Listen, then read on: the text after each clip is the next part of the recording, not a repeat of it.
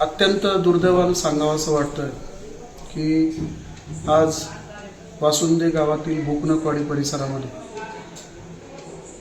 असलेला एक अतिशय होतकरू आणि ज्याची आता त्याला उमेद होती असा संतोष अहिलाजी नरे या मुलाला बेदरकारपणे वाळूच्या डंपरखाली जावं लागलं आणि त्याचा उपचारादरम्यान मृत्यू झाला।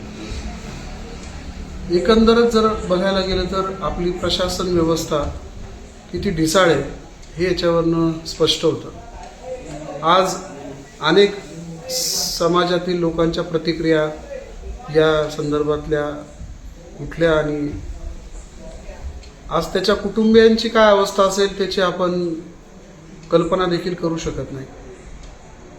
एवढी मस्ती आणि एवढा माज या सगळ्या लोकांना आलेला आहे, हा उतरवणं गरजेचं आहे। या मागच्या काळात देखील नुसतं वासुंदच नाही, खडकवाडी, पळशी, वनकुटा, पोखरी ह्या भागामधील प्रचंड वाळू उपसामुळे अनेक तरुणांना आपले जीव गमवावे लागले आणि अजूनही प्रशासन त्या बाबतीमध्ये तितकंसं जागरूक नाही आहे असं माझं वैयक्तिक मत आहे। याच्यामध्ये महसूल प्रशासन असेल, पोलीस यंत्रणा असेल, या सगळ्यांनी या सगळ्या गोष्टीची गंभीरतेने दखल घेणं आवश्यक आहे। वासुंद्यातून तर आम्ही निश्चितपणे एक गोष्ट सगळ्यांना सांगतो की आम्ही एक खडाही वाळू या पुढच्या काळामध्ये चालू देणार नाही, परंतु प्रत्येक गावाने असा ठराव घेणं आणि नुसता कागदावरचा ठराव त्याच्यासाठी पुरेसा नाही,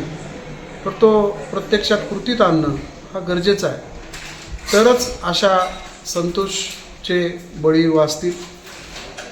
नाहीतर एखादा 2 दिवस आपण सगळेजण शोक व्यक्त करतो आणि त्याच्यानंतर ह्या सगळ्या गोष्टी काळानुरूप विसरून जातो, असं व्हायला नको।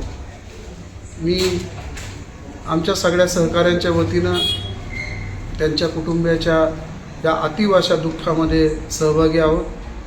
आम्ही त्याला परत आणू शकत नाही, परंतु भविष्यात कुठल्या संतोषचा बळी जाऊ नये यासाठी अत्यंत जाणीवतेने आम्ही सगळेजण प्रयत्नशील राहू। नमस्कार।